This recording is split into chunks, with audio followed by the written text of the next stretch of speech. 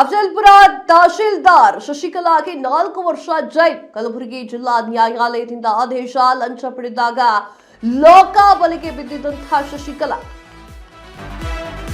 ಅಫಜಲ್ಪುರ ತಹಶೀಲ್ದಾರ್ ಶಶಿಕಲಾಗೆ ಅವರಿಗೆ 4 ವರ್ಷ ಜೈಲು ಶಿಕ್ಷೆ. ಕಲಬುರಗಿ ಜಿಲ್ಲಾ ನ್ಯಾಯಾಲಯದಿಂದ ಆದೇಶ ಬಂದಿದೆ. ಲಂಚ ಪಡೆಯುವಾಗ ಲೋಕಾಬಲಿಗೆ ಬಿದ್ದಿದ್ದಂತಹ ಶಶಿಕಲಾ 2017ರಲ್ಲಿ ಅಫಜಲ್ಪುರ ತಹಶೀಲ್ದಾರ್ ಆಗಿದ್ದಂತಹ ಶಶಿಕಲಾ ನಾಡ ಕಚೇರಿಯಲ್ಲಿ ಲಂಚ ಪಡೆಯಬೇಕಾದ್ರೆ ಅರೆಸ್ಟ್. ಶಿವಲಿಂಗಯ್ಯರಿಂದ ಹಣ ಪಡೆದುವಾಗ ಲೋಕಾಬಲಿಗೆ ಬಿದ್ದಿದ್ದ. 4 ವರ್ಷ ಜೈಲು, 20,000 ರೂಪಾಯಿ ದಂಡವನ್ನ ವಿಧಿಸಿದಂತಹ ಕೋರ್ಟ್. 2017ರ ಕತೆ.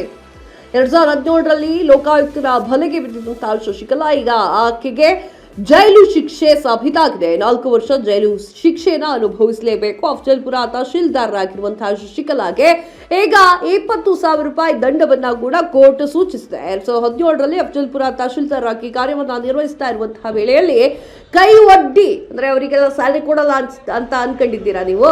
ಸ್ಯಾಲ್ರಿ ಕೊಟ್ಟಿದ್ರು, ನೋಡ್ತಾ ಇದ್ದೀರಾ ಶಶಿಕಲಾ ಯಾರು ಅಂತ ಹೇಳಿ ಸ್ಕ್ರೀನ್ ಮೇಲೆ. ಸ್ಯಾಲ್ರಿನೂ ಇತ್ತು, ಜೊತೆಗೆ ಬಡವರ ದುಡ್ಡನ್ನ ಲಂಚದ ರೂಪದಲ್ಲಿ ರಕ್ತ ಕುಡ್ದಂಗೆ ಕುಡಿತಾ ಇದ್ರು. ಈಗ ಅವ್ರು ತಗ್ಲಾಕೊಂಡಿದ್ರು ಲೋಕಾಯುಕ್ತರ ಬಲೆಗೆ. ಈಗ 4 ವರ್ಷ ಶಿಕ್ಷೆ ಆಗ್ತಾ ಇದೆ.